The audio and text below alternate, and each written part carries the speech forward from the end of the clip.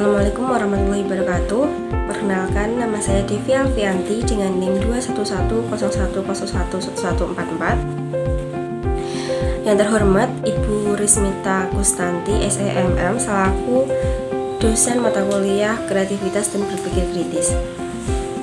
Di sini saya akan membuat resume materi Kreativitas dan Berpikir Kritis untuk memenuhi tugas akhir saya. Untuk yang pertama, teknik berpikir untuk analisis bisnis. Di sini saya memilih bisnis keripik pisang rumahan.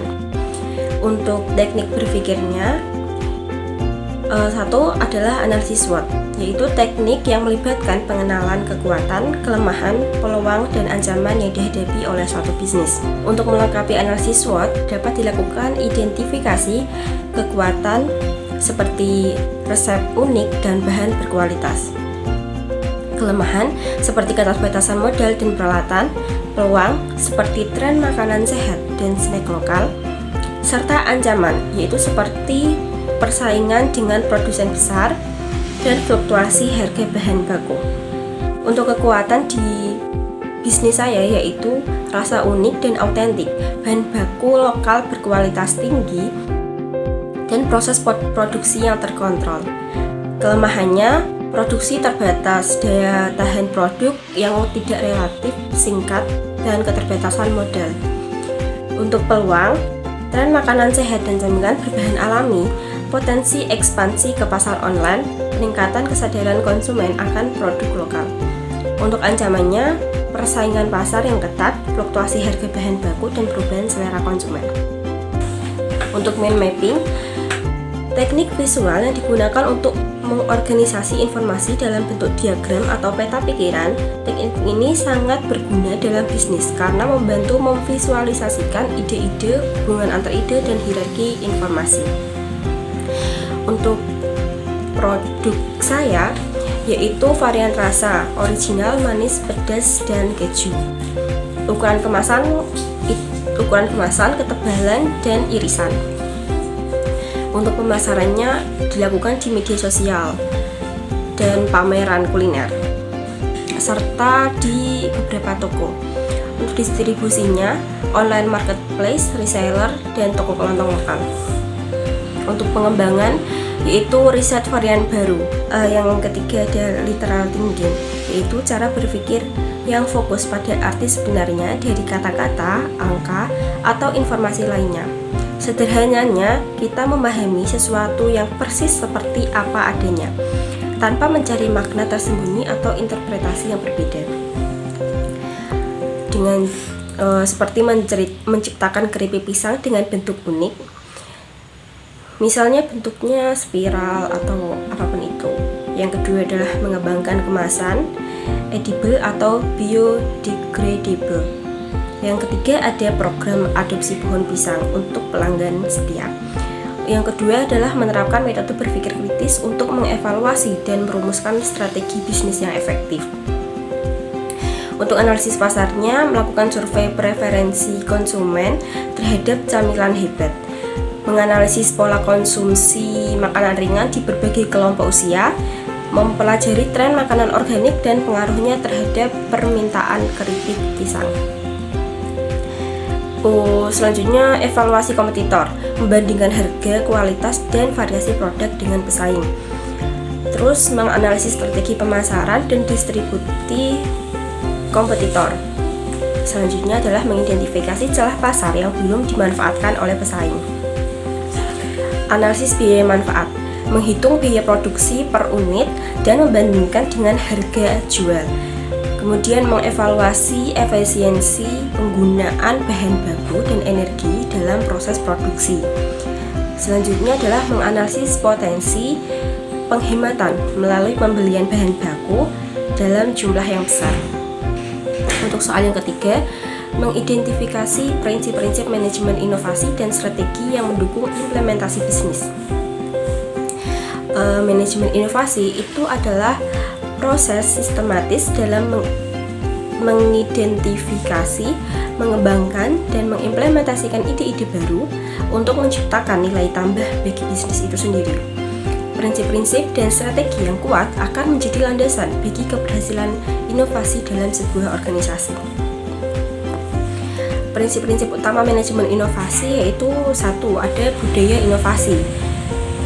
Di sini kekuatannya adalah bahan baku mudah didapat, proses produksi sederhana, dan lain-lain. Kedua adalah kelemahan, skala produksi terbatas, kurangnya modal, dan lain-lain. Yang ketiga ada peluang, permintaan pasar yang terus meningkat. Dan terakhir adalah ancaman, persaingan yang ketat, perubahan selera konsumen, dan fluktuasi harga bahan baku. Kemudian prinsip yang kedua yaitu inovasi proses, efisiensi produksi. Cari cara untuk meningkatkan efisiensi produksi, misalnya dengan menggunakan peralatan yang lebih modern atau mengoptimalkan tata letak produksi. Kedua adalah pengendalian kualitas. Implementasikan sistem pengendalian kualitas yang ketat untuk menjaga konsistensi rasa dan kualitas produk. Yang ketiga, adanya inovasi pemasaran, yaitu satu, digital marketing, yaitu memanfaatkan media sosial, website, dan marketplace untuk memasarkan produk. Kemudian ada kerjasama, yaitu jalin kerjasama dengan toko oleh-oleh, kafe, atau restoran untuk mendistribusikan produk. Kemudian ada event, untuk ikut serta dalam pameran atau festival makanan untuk meningkatkan visibilitas merek. Yang keempat yaitu inovasi bisnis model, yaitu langganan dan kerjasama dengan petani. Untuk langganan itu menawarkan program langganan untuk pelanggan setia. Terus kemudian kerjasama dengan petani, bangun kerjasama dengan petani pisang lokal untuk mendapatkan pasokan bahan baku yang berkualitas tinggi. Kemudian prinsip manajemen inovasi yang relevan itu fokus pada pelanggan, kolaborasi, pengelolaan risiko, dan pengukuran dan evaluasi. Untuk contoh penerapannya yaitu keripik pisang rasa matcha misalnya. Itu menggabungkan rasa tradisional dengan tren kekinian. Yang kedua, adanya kemasan berbentuk pisang, membuat kemasan yang unik dan mudah diingat. Yang ketiga ada keripik pisang organik, yaitu menargetkan konsumen yang sadar akan kesehatan. Terus untuk soal yang keempat, mengembangkan rencana aksi untuk mengintegrasikan kreativitas dan inovasi dalam strategi bisnis untuk jangka panjang. Rencana aksi integrasi kreativitas dan inovasi.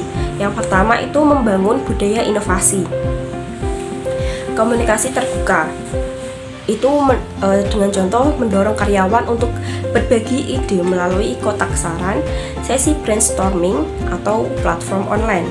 Yang kedua ada pengakuan dan apresiasi. Selanjutnya ada pelatihan dan pengembangan. Jadi karyawan dilatih dan dikembangkan untuk mencoba hal-hal baru dari produk kita. Yang keempat ada toleransi terhadap kegagalan. Hindari menyalahkan individu atas kegagalan, tapi fokus pada pembelajaran. Jadi kita itu nggak boleh untuk memarahi karyawan kita untuk satu kesalahan. Yang kedua ada identifikasi peluang inovasi, yaitu menganalisis SWOT, riset pasar, dan analisis pesaing. Yang ketiga ada membangun tim inovasi, yaitu formasi tim, fokus pada diversitas, dan memberikan sumber daya. Yang keempat ada proses inovasi yang sistematis. Contohnya generasi ide, evaluasi ide, dan prototyping dan implementasi. Contoh penerapan pada usaha keripik pisang. 1. Pengembangan lini produk.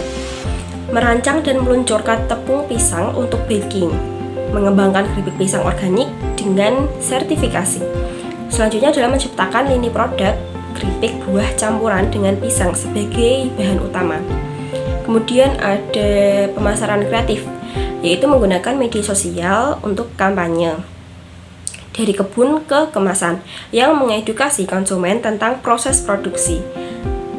Selanjutnya ada mengadakan kontes kreasi resep menggunakan keripik pisang.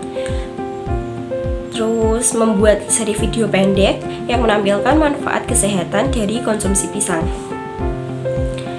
Untuk inovasi kemasan, itu seperti merancang kemasan ramah lingkungan dari bahan daur ulang atau biodegradable, mengembangkan kemasan pintar dengan indikator kesegaran produk, menciptakan kemasan multifungsi yang bisa digunakan kembali oleh konsumen. Untuk soal kelima adalah evaluasi dan pemecahan masalah kreatif dalam bisnis nyata. Tantangannya adalah fluktuasi harga bahan baku pisang. Gimana solusinya untuk tantangan tersebut? Yaitu diversifikasi pemasok dengan menjalin kerjasama dengan beberapa kelompok tani. Yang kedua, bisa mengadakan kontrak jangka panjang dengan petani yang menjamin harga stabil. Yang ketiga, mengembangkan kebun pisang sendiri untuk sebagian pasok bahan baku. Untuk masalah yang kedua, daya tahan produknya terbatas. Solusinya adalah mengembangkan teknik pengawetan alami menggunakan ekstrak tumbuhan. Yang kedua, bisa menerapkan teknologi pengemasan vakum untuk memperpanjang umur simpan. Yang ketiga adalah menciptakan sistem distribusi just in time untuk meminimalkan waktu penyimpanan. Untuk kendala keterbatasan jangkauan distribusi, untuk pendekatan inovatifnya adalah membangun platform e-commerce yang user friendly dengan fitur pelacakan pengiriman. Yang kedua, dapat menjalin kemitraan dengan layanan pengiriman lokal untuk pengiriman someday di kota-kota besar. Yang ketiga adalah membangun sistem franchise mini outlet keripik pisang di lokasi yang strategis.